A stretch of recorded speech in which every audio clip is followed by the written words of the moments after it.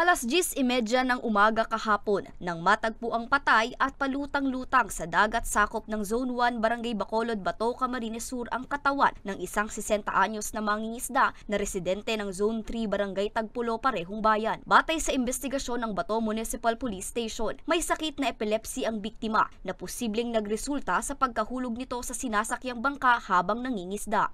Kahapon po ng umaga, na-report po yung sa amin yung insidente around 10:30 AM ng barangay official po ng Barangay Bacolod, Bato Sur, na meron pong nakita sa may lakeshore portion po ng Zone 1, Barangay Bacolod, na may tao daw po na nalunod.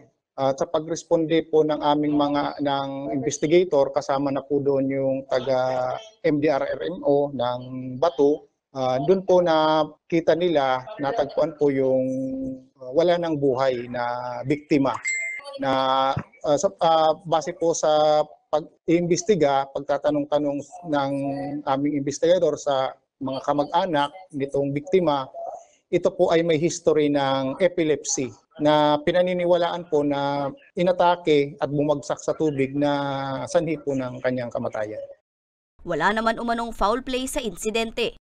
Base po dun sa investigasyon, sa interview po ng kapamilya, ito po ay nung umaga lang din po yun, ma'am, nangisda itong biktima.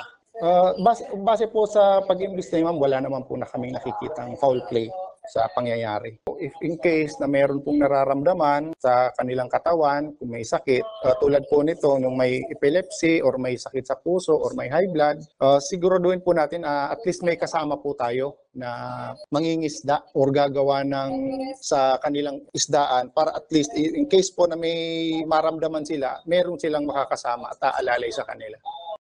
Sa ngayon, hinihintay na lamang ang resulta ng post-mortem examination sa labi ng biktima para makumpirma ang dahilan ng pagkalunod nito. Para sa mga balitang Tatak, Bicol, Angeline Dagta.